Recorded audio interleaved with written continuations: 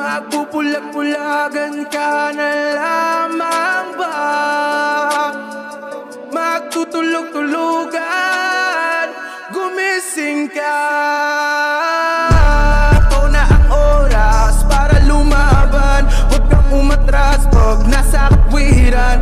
Panatilihing bukas ang isipan. Katotohanan ang ating sandigan. Sa kadiliman, huwag matatakot.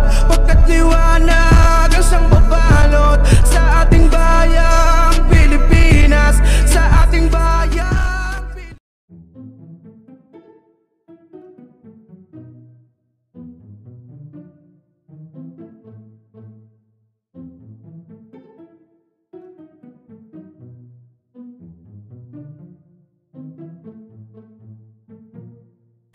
Hello, magandang gabi sa inyong lahat. So bago tayo mag-start do sa main content natin, meron lang akong sasagutin. May nagwawala do sa page ko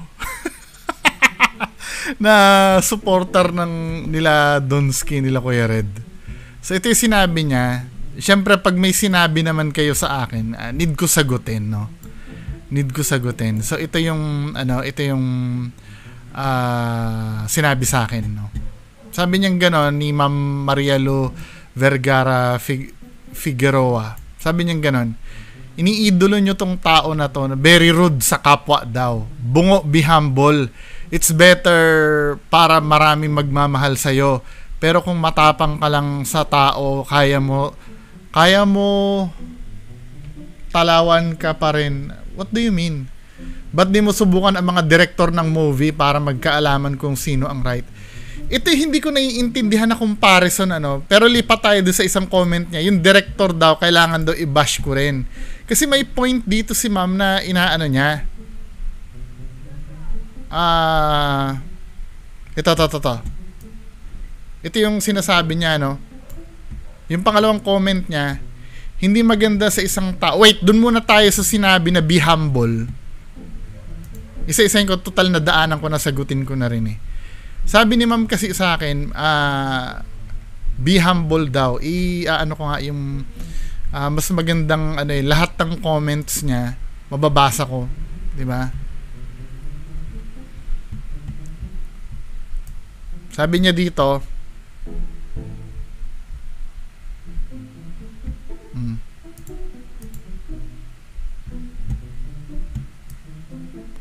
iniidolo nyo tong tao na very rude sa kapwa. Be humble daw.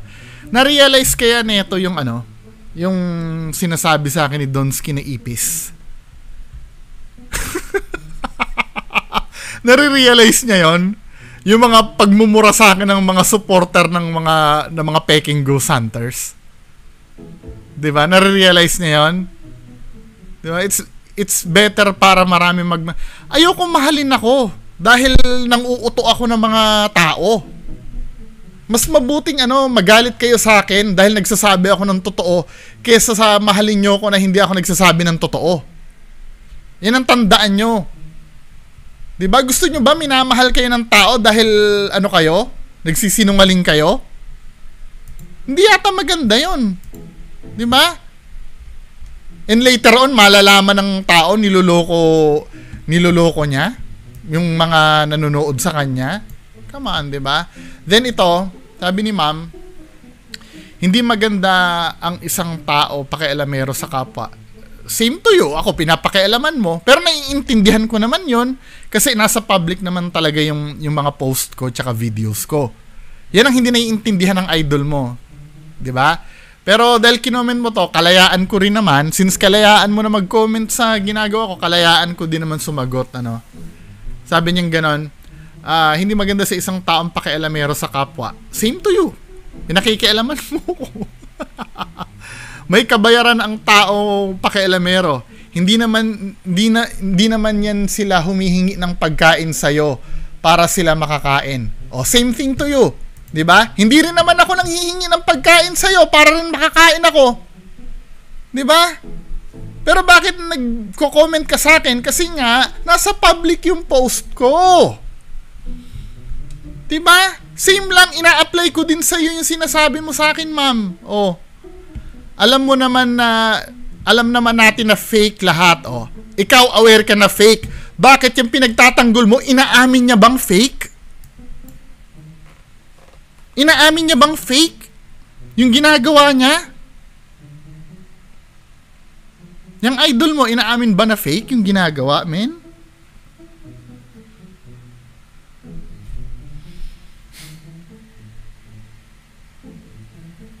Anong sagot mo doon, ma'am? Inaamin ba na fake? Hindi, di ba? Tapos ang comparison mo pa dito, pati telesira, o teleserye siguro to, palabas sa Seni, bibili pa ng ticket ang mga tao para lang makita ang mga fake na palabas. Hayaan mo sila, gagawa ka ng content. Sarili mo, wag ka ma'am, balik ko yung ano mo, balik ko yung pinaglalaban mo. Yang sa sine na yan, di ba? Alam natin lahat na fake yan at tinatanggap ng director na fake yung ginagawa nila, na drama lamang. Di ba? May pinatay dun sa pelikula. Hindi naman nakukulong yung pumatay dun eh. Kasi alam nga natin lahat na drama lang, pati director hindi nakukulong dun. Pero yung ito, ginagawa ba, aminado ba yung mga ghost hunters mo na fake yung ginagawa nila? Never yung ikukumpara yan sa sine. Ang layo-layo. Diba? Okay, daw. Diba? Ang layo. Yung mga nasa sine na yon,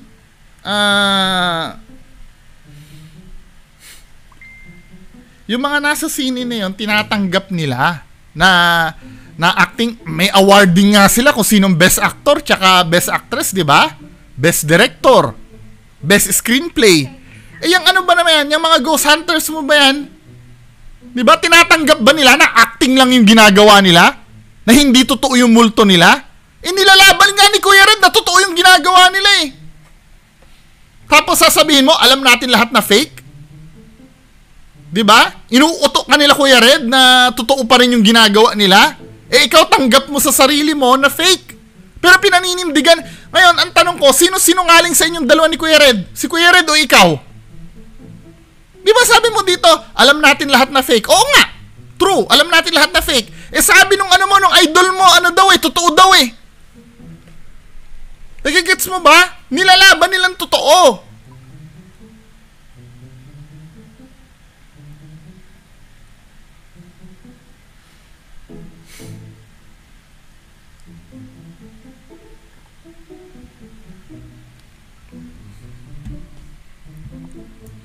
Huwag kang makialam sa iba kung sa Bisaya pa ayaw. Di ba, men? Sila lang yung may may karapatan na makialam. Kung ayaw pakialaman ha, kung ayaw pakialaman, wag ilagay sa public. Kung ayaw pakialaman, wag ilagay sa public ang video. Di ba? Tapos sabi niya dito, tingnan mo daw sa YouTube kung gaano ko daw sinisigawan. Ba't hindi ko sisigawan? Nanluloko eh! Diba? Hindi ba panluloko yung ginagawa nila? Kung ikaw nga galit na galit ka rin sa akin eh. Paano pa ako? Galit na galit ka sa ginagawa ko sa mga ghost hunters mo. Paano pa ako sa mga libu-libong inuuto niyan? Wala ba akong karapatan magalit doon? Kung naman masyado ka naman tanga-tanga. Ito, meron pang isa dito, may post akong papakita sa inyo, si Zards, Nakaw video issue na naman, mga men. Nakaw video issue.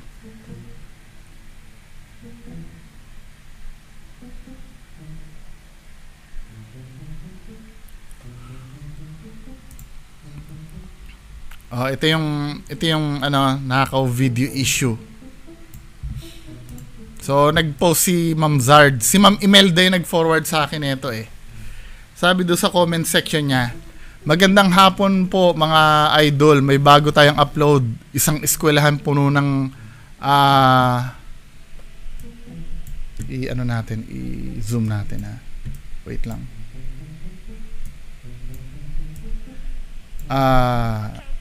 Isang eskwelahan puno ng misteryo at may nakuha actual video idol na pugot ang ulo, 'di ba? Kaya panoorin niyo hanggang dulo ang video na to. Siya nga mga idol, may tao na magnanakaw ng video. Ilang beses ko nang naipaliwanag yung pagnanakaw na yan eh.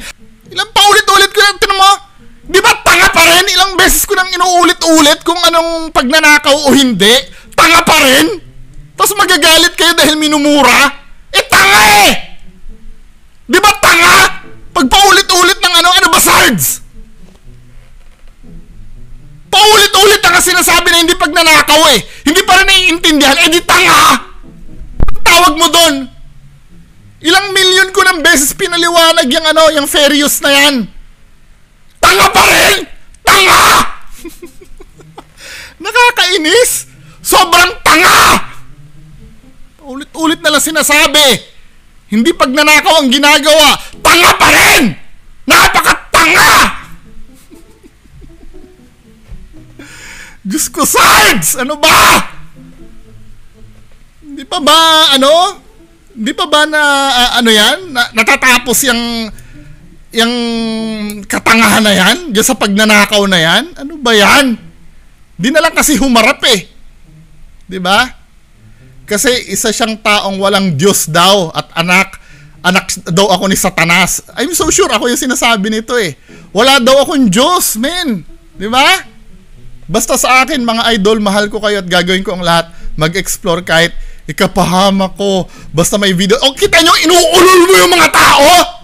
Niloloko mo! Diba? Diba? Wala rin akong tao binabastos at minumura. O, hindi mo nga binabastos. Pero niloloko mo! Manloloko ka! Wala daw siyang binabastos eh. Sabi mo pa nga lang dun sa caption ng isang mo eh. Nakita ko na ang mukha ni Bungo. Nakakatakot. Di ba? Mga caption nyo eh. Ginagawa nyo tanga ang sarili nyo. Napakatanga mo talaga! Di ba ganun yung technique nila, no? Yung magpapaawa. Mahal na mahal ko po kayo mga idol. Hindi po ako nagmumura.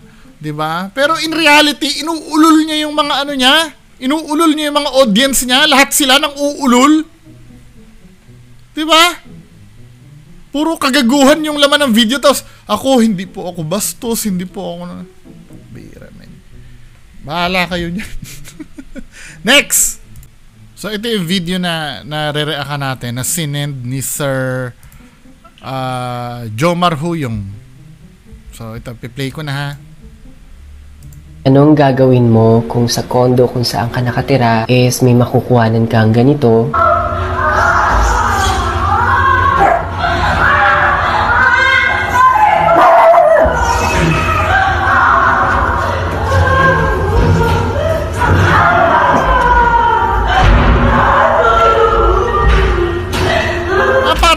Parang na ko na to, na ko na somewhere to. Parang may naririnig siya na wala naman daw tao. Then may story ba? Ito ba 'yon? Yung may story na haunted yung yung condo. Tama ba ako?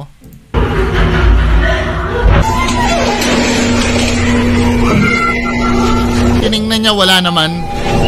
May iyak pa. And after confirming, malalaman mo na ikaw lang pala yung nakatira sa floor na yon. Isa na siguro to sa pinaka nakakatakot at pinaka bothering na horror story na nabasa ko. And itong story na to is tungkol sa isang condo. Sender natin today is papangalanan nating Ann. And yung experiences niya started nung nagsama si Ann at yung partner niya sa isang condominium. Sa floor kung saan yung unit na ino-occupy nila, 2 unit lang yung occupied. And at first nagtataka siya kasi bakit mga walang nakatira sa ibang unit? Or bakit walang umuupa? Kasi kahit yung condo unit na tinirahan nila, 15 years bago nagkaroon ulit ng mag-occupy. Ang unang tanong pa sa kanya nung live-in partner niya is, hindi ka naman matatakotin, di ba? Mahilig ka pa nga sa horror stories. Then sumagot si Ann na, bakit? Anong meron? Then ang sinagot sa kanya is, basta. Fast forward, more than 1 year na silang nakatira sa unit na yon. Madalas nagpapatugtog sila ng malakas since sila nga lang yung naka-occupy doon sa floor nila. And yung isang unit na occupied is umalis na rin yung tenant and hindi nila alam yung dahilan. Si Ann madalas naka-airpods lang siya, lalo na pag may ginagawa siya. And dito niya unang naranasan yung experience niya na hindi niya makakalimutan. Pumasok sa work yung live-in partner ni Ann. So basically, naiwan siya mag-isa. One time, yung aso nila is narinig niya na tumatahol. So chinek niya yung dog and pagkakita niya is tumatahol sa may bandang pinto. Also, yung door nila is merong peephole or yung silipan para makita. Matagal na to, ano? Naki-MJS ba to? Supposed to be, if ganyan ka, ano yung istorya, makiki-MJS to eh. Pero sa akin parang, hindi ako naniniwala. Oh, na ano ko na to before, na ano ko na to. Pero, feeling ko pa-viral lang. 'Di ba? I don't know, yung video na yon. Basta ako hindi... Anong gagawin mo kung sa condo kung nag-reset uli pads niya? So, nagpatugtog na lang siya using their speaker. Ang reason why kung bakit lagi siya nagpapatugtog is ang bilin kasi sa kanya ng tita ng live-in partner niya is palagi ka lang mapapatugtog tuwing natatakot ka. All of a sudden, bigla siya may narinig na boses ng bata na naglalaro sa may hallway. So, ang ginawa ni Ann is sinilip niya ulit sa peephole and wala naman siya nakikitang bata pero rinig na rinig niya yung boses.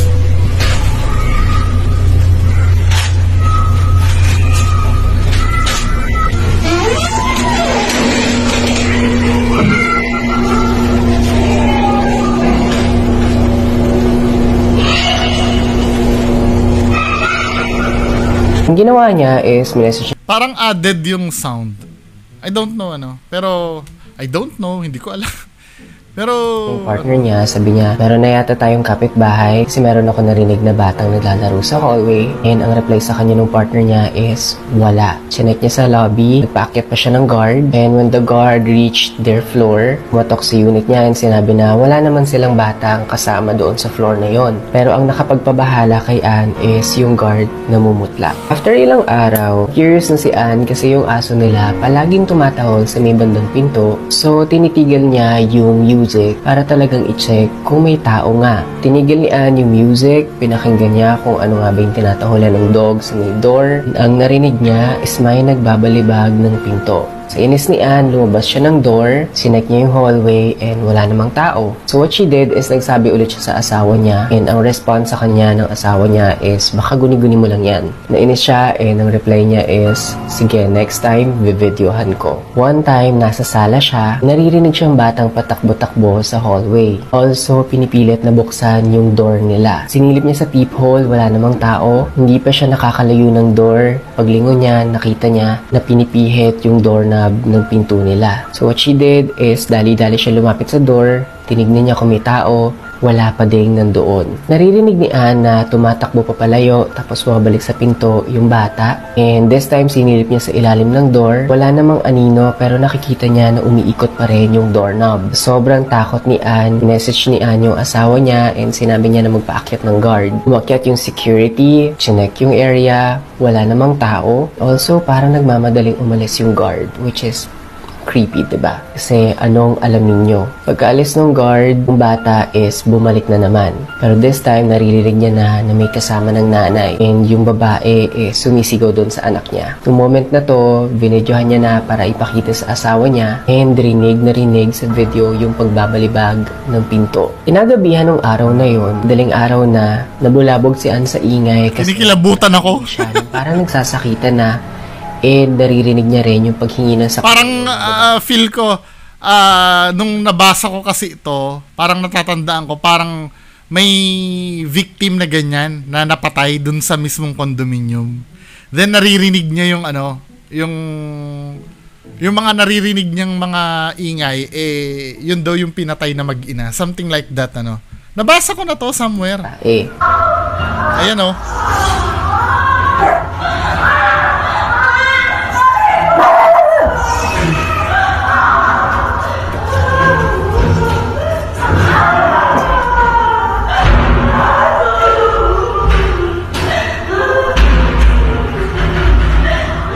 Pumunta agad si Ann sa pinto para mag-video and sinend niya sa lobby nila para makita ng guard. Also, mapuntahan ng mga rumoronda security. Ikikwento na ng guard. While kumatok yung isang security guard, sabi sa kanya, "Ma'am, pasensya na po kayo.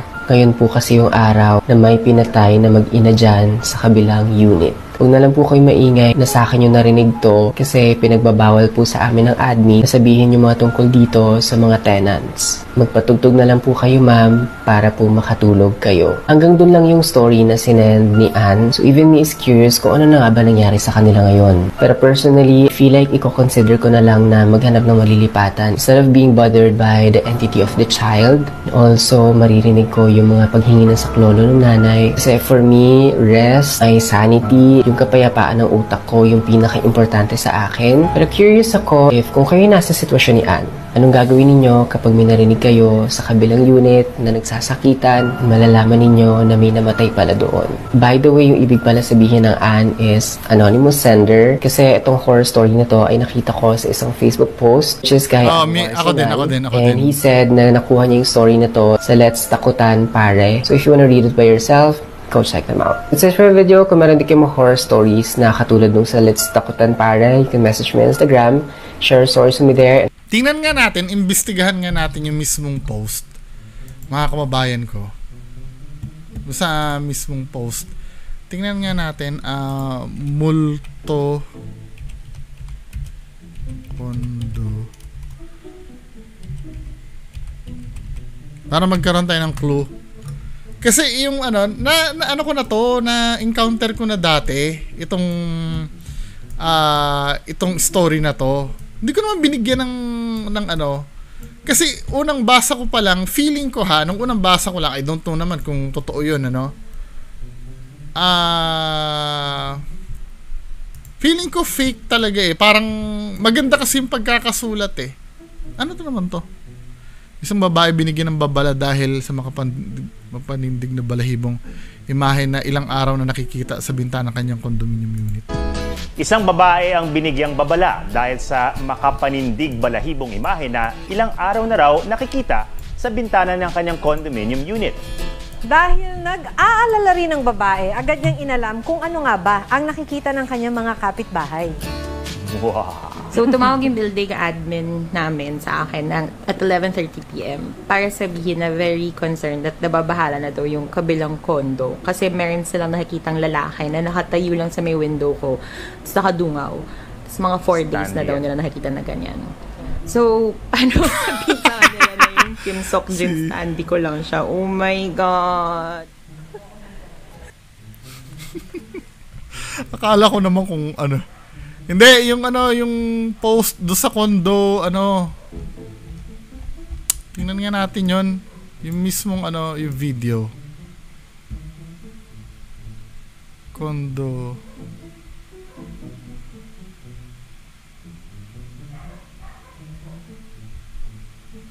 Condominium. Hanapin ko, nakita ko yung post na yun condominium. Then, Ann yung, Ann.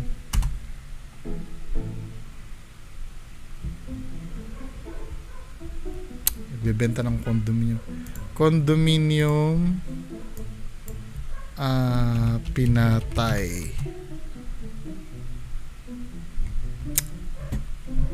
Condominium. Haunted.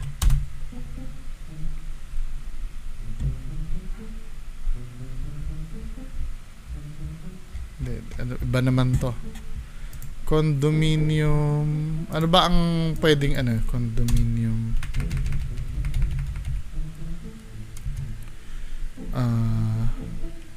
Mag-ina pinatay.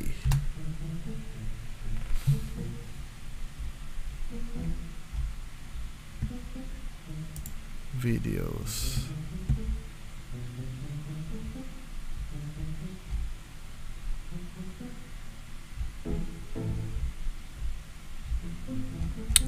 Crime naman yung lumalabas. Mag-ina guard.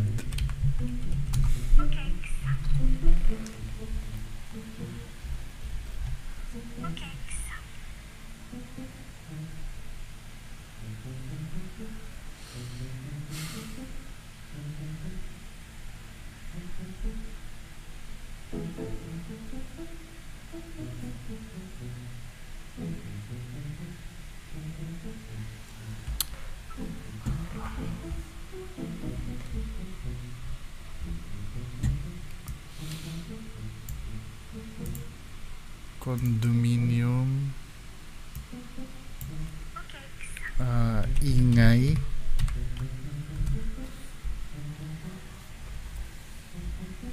Wala, hindi ko makita yung main post. Pero kung aanuhin ko yon, parang ang ganda kasi ng ng istorya niya.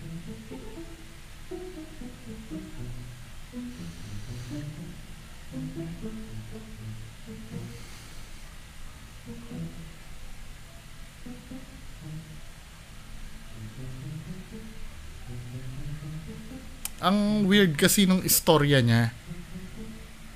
Weird na maganda yung pagkakakwento. So parang yung nagkwento writer eh. Kasi masyadong detalyado kasi minsan pag ang post galing sa isang netizen, 'di ba?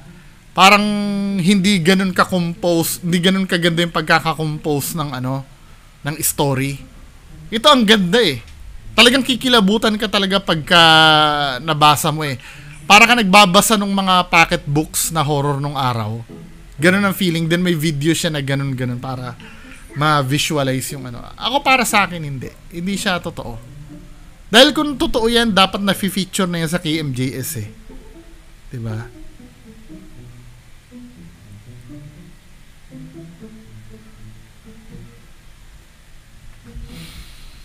Kaya mga kababayan, kung naniniwala kayo doon, ako hindi. Hindi ko naman siya madidibang kasi kulang yung detail ng video eh. Ang pagre-relayan lang natin yung kwento, hindi naman na-mention anong condominium yon, 'di ba? Dahil anonymous nga yung diba? Wala tayong clue saang lugar ba yon, 'di ba? Kayo, sa tingin niyo totoo ba yon? Sa akin hindi. Parang urban legend lang siya. Yun lang po, maraming salamat, bye-bye.